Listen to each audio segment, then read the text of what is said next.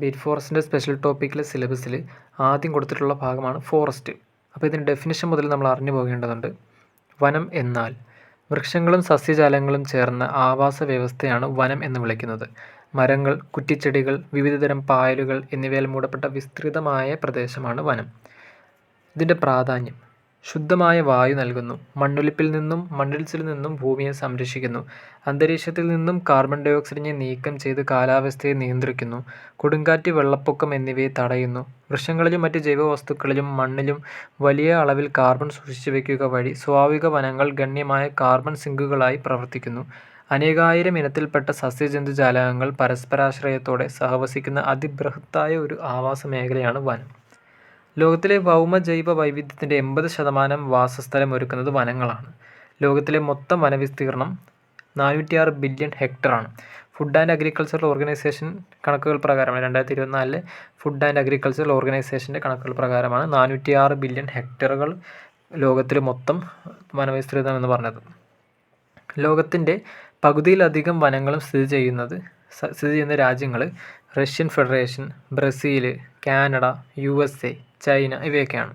IUCN red ലിസ്റ്റിൽ ഭീഷണി നേരിടുന്ന മരങ്ങളുടെ ഇനങ്ങളുടെ ലിസ്റ്റിൽ 2019 വരെ ഉൾപ്പെടുത്തിയിട്ടുള്ള വൃക്ഷ ഇനങ്ങൾ 20,334 സ്പീഷീസാണ്. ഇതിൽ ആഗോളതലത്തിൽ ഭീഷണി നേരിടുന്ന ഇനങ്ങൾ 8,056 ഇതിൽ 1,400-ലധികം വൃക്ഷങ്ങൾ ഗുരുതരമായ വംശനാശ ഭീഷണി നേരിടുന്നതും അടിയന്തര സംരക്ഷണ പ്രവർത്തനങ്ങൾ ആവശ്യമുള്ളവയുമാണ്. ഫുഡ് ആൻഡ് അഗ്രികൾച്ചർ ഓർഗനൈസേഷൻ വനങ്ങൾക്ക് നൽകിയിരിക്കുന്ന ഒരു നിർവചനമാണ് അടുത്തത്. 10% കൂടുതൽ വൃക്ഷങ്ങൾ നിറഞ്ഞതും 0.5 ഹെക്ടറിൽ കൂടുതൽ വിസ്തൃതിയുള്ളതുമായ ഭൂപ്രദേശങ്ങൾ വനങ്ങളെന്ന് പറയാം. വൃക്ഷങ്ങൾ കുറഞ്ഞത് 5 മീറ്റർ വരെ വളരണം. വനജൈവ വൈവിധ്യം എന്നതുകൊണ്ട് അർത്ഥമാക്കുന്നത് വനപ്രദേശത്ത് കാണപ്പെടുന്ന എല്ലാ ജീവജാലങ്ങളെയും അവ നിർവഹിക്കുന്ന പാരിസ്ഥിതിക ധർമ്മങ്ങളെയും സൂചിപ്പിക്കുന്നതാണ് വനജൈവ വൈവിധ്യം അഥവാ ഫോറസ്റ്റ് ബയോഡൈവേഴ്സിറ്റി. ഐക്യരാഷ്ട്രസഭ ആവാസ വ്യവസ്ഥ പുനഃസ്ഥാപിക്കുന്നതിനായി എക്കോ റെസ്റ്റോറേഷൻ ദശകമായി ആഘോഷിക്കാൻ തീരുമാനിച്ചിരിക്കുന്നത് 2021-2030 വരെയാണ്. കേരളത്തിലെയും അതുപോലെ തന്നെ ഇന്ത്യയിലെയും വിവിധതരം വനങ്ങളെക്കുറിച്ച് നമ്മൾ പഠിക്കേണ്ടതുണ്ട്. ഇപ്പോൾ കുറച്ച് കേരളത്തിലെ വനങ്ങളെ നമുക്ക് പരിചയപ്പെടാം.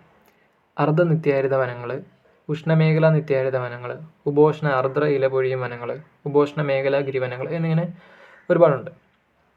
ഇതിൽ അർദ്ധനിത്യഹരിത വനങ്ങൾ അഥവാ സെമി എവർഗ്രീൻ ഫോറസ്റ്റ് എന്ന് പറയുന്നത് ഇവ കാണപ്പെടുന്ന ഉയരം 600 മുതൽ 800 മീറ്റർ വരെയാണ്. ചിലയിടത്ത് 900 മീറ്റർ വരെ ഉയരത്തിൽ വളരും.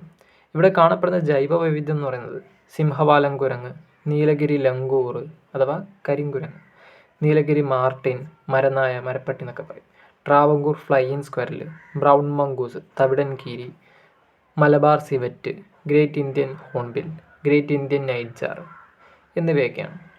അടുത്ത ഉഷ്ണമേഖലാ നിത്യഹരിത വനങ്ങൾ. തെക്കൻ മലനിരകളിൽ കാണപ്പെടുന്നവയാണ് ഈ ഉഷ്ണമേഖലാ നിത്യഹരിത വനങ്ങൾ. പരമാവധി 10 മീറ്റർ ഉയരത്തിൽ വളരുന്ന മരങ്ങൾ ഉൾപ്പെട്ട വനമാണ് ഇത്. ഇവ പശ്ചിമഘട്ടത്തിലെ കുന്നുകളുടെ ചരിവുകളിൽ കാണപ്പെടുന്നു. മഴക്കാടുകളാണ് ഈ വനങ്ങൾ. ഉഷ്ണമേഖല അർദ്ധ നിത്യഹരിത വനങ്ങൾക്ക് ഉദാഹരണമാണ് സൈലന്റ് വാലിയും പൂയംകുട്ടിയൊക്കെ. കേരളത്തിലെ നിത്യഹരിത വനങ്ങൾ കാണപ്പെടുന്ന പ്രദേശമാണ് പശ്ചിമഘട്ട മലനിരകൾ. കേരളത്തിലെ നിത്യഹരിത വനങ്ങൾക്ക് ഉദാഹരണമായ സംരക്ഷണ കേന്ദ്രമാണ് സൈലന്റ് വാലി.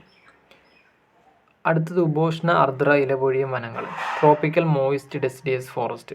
സാമ്പത്തിക പ്രാധാന്യമുള്ള മൺസൂൺ വനങ്ങളാണ് ഇവ. ഇലപൊഴിയും മരങ്ങളാണ് ഇവിടെ വളരുന്നത്. ഇവയെ മൺസൂൺ വനങ്ങൾ എന്നും വിളിക്കുന്നു. കേരളത്തിൽ ഏറ്റവും കൂടുതൽ കാണപ്പെടുന്ന വനങ്ങൾ മൺസൂൺ വനങ്ങൾ അഥവാ ഉപോഷ്ണ ആർദ്ര ഇലപൊഴിയും വനങ്ങളാണ്. ഉപോഷ്ണ മേഖല ഗിരിവനങ്ങൾ, മോണ്ടൈൻ ഫോറസ്റ്റ്. ഉപോഷ്ണ മേഖല ഗിരിവനങ്ങൾ കാണപ്പെടുന്ന കേരളത്തിലെ സ്ഥലങ്ങൾ നെല്ലിയാമ്പതി, മൂന്നാർ, നിലമ്പൂർ, തെന്മല, അഗസ്ത്യമല ഇതൊക്കെയാണ്. മോണ്ടൈൻ സബ് ട്രോപ്പിക്കൽ വെറ്റ് ഫോറസ്റ്റ്, മിതോഷ്ണ മേഖല ആർദ്ര ഗിരിവനങ്ങൾ. മൂന്നാർ ഇരവികുളം മേഖലയിലെ ഉയരം കൂടിയ കുന്നുകളിൽ കാണപ്പെടുന്ന വനങ്ങളാണ് മിതോഷ്ണ മേഖല ആർദ്രഗിരി വനങ്ങൾ. പൊക്കം കുറഞ്ഞ മരങ്ങൾ നിറഞ്ഞു വളരുന്ന ചോലക്കാടുകൾ, വിസ്തൃതമായ പുൽമേടുകൾ എന്നിവ ഈ മേഖലയുടെ പ്രത്യേകതകളാണ്. ചന്ദനക്കാടുകൾ, സാൻഡൽ ഫോറസ്റ്റ്. തമിഴ്നാടിനോടും കർണാടകയോടും ചേർന്ന് കിടക്കുന്ന കേരളത്തിലെ അതിർത്തി വനങ്ങളിൽ കാണപ്പെടുന്ന ശുഷ്ക ഇലപൊഴിയും കാടുകളാണ് ഇവ. പ്രധാന വൃക്ഷം ചന്ദനമാണ്. നിലമ്പൂരാണ് ഉദാഹരണം. വരണ്ട ഇലപൊഴിയും കാടുകൾ, ഡ്രൈ ഡെസിഡിയസ് ഫോറസ്റ്റ്. കേരളത്തിൻ്റെ ആകെ വനവിസ്തൃതിയുടെ 1% മാത്രം കാണപ്പെടുന്ന വനമേഖലയാണിത്. മഴ വളരെ കുറവുള്ള പ്രദേശത്ത് കാണപ്പെടുന്നു. പശ്ചിമഘട്ടത്തിൻ്റെ കിഴക്കേ ചരിവിൽ ഇത്തരം കാടുകൾ കാണപ്പെടുന്നുണ്ട്. ജനറൽ ആയിട്ടുള്ള ഒരു കാര്യമാണ് പറഞ്ഞിട്ട് ക്ലാസ് നിർത്താം. പരിസ്ഥിതി ദിനം ജൂൺ 5-നാണ്. ഇപ്പോൾ 2024 പരിസ്ഥിതി ദിനത്തിൻ്റെ തീം എന്താണെന്ന് ചോദിക്കുകയാണെങ്കിൽ ഭൂമി പുനഃസ്ഥാപിക്കുക, മരുഭൂമീകരണം, വരൾച്ച പ്രതിരോധം ഇതായിരുന്നു. 2025 ചോദിക്കുകയാണെങ്കിൽ പരിസ്ഥിതി മലിനീകരണത്തിന് അന്ത്യം കുറിക്കണം, അറുതി വരുത്തണം, തടയണം. അപ്പോൾ ഈ 2 നോക്കി വെച്ചേക്കുക, ചോദിക്കാൻ സാധ്യതയുള്ള ഒരു ഭാഗവുമാണ്.